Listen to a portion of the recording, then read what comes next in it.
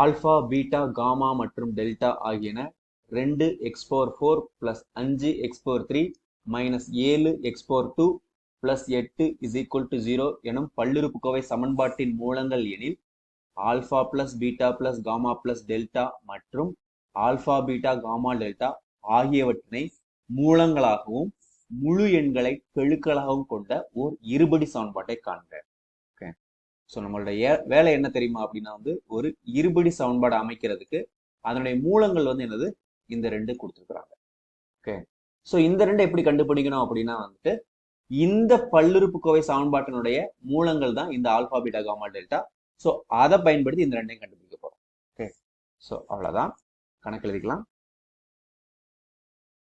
Solution நமக்கு என்ன கொடுத்துருக்குறாங்க, நமக்கு ஆல்பா பீட்டா காமா டெல்டா ஆகியன 2x⁴ plus 5x⁻³ minus 7x⁻² plus 8 is equal to 0 என்ற சமன்பாட்டின் தீர்வுகள். ஓகே, மூலங்கள் எழுதிக்கலாம். ஓகே, ஸோ இப்போ நமக்கு என்ன தெரியும், நமக்கு இங்க ஆல்பா அப்படிங்கிறது என்ன, அதாவது நமக்கு தேவை என்னது இந்த இதனுடைய கூட்டல் பலனும் இதனுடைய பெருக்கல் பலனும் மட்டும் தான் தேவை. அப்ப என்ன பண்ணலாம், alpha plus beta plus gamma plus delta is equal to minus x³ கெழு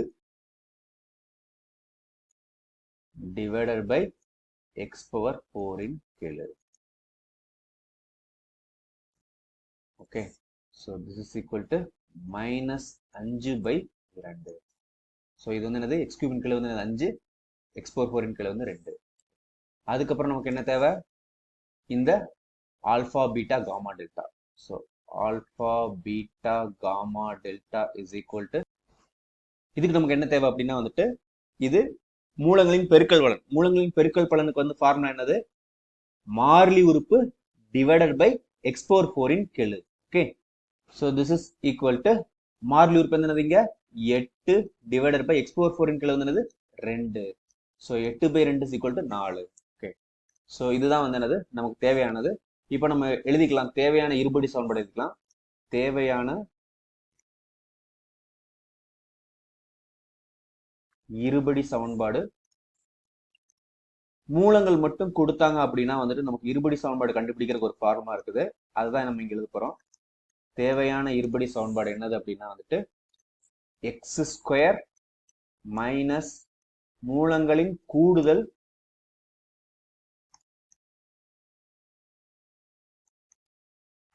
x பிளஸ் மூலங்களின் பெருக்கல் பலன்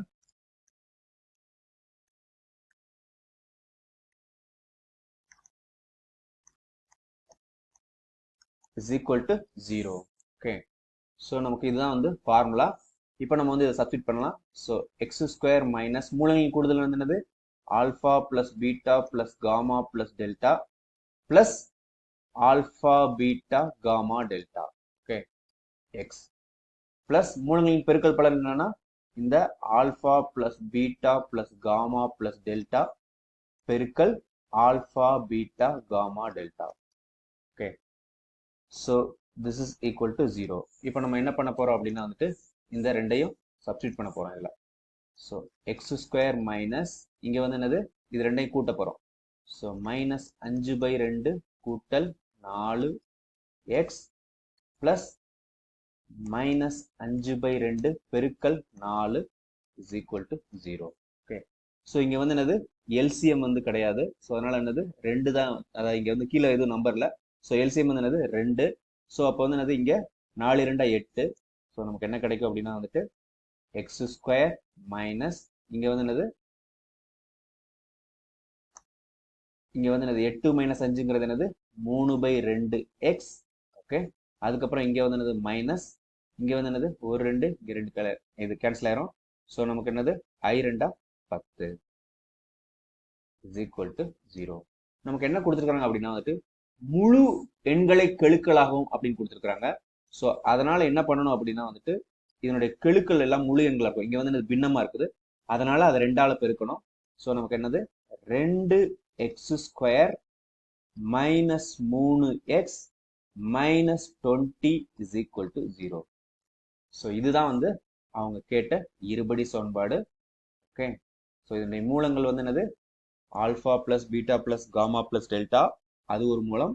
இன்னொரு மூலம் வந்து ஆல்ஃபா பீட்டா காமா டெல்டா. அது மட்டும் இல்லாம அதனுடைய கெழுக்கள் எல்லாமே வந்து முழு எண்களா இருக்குது.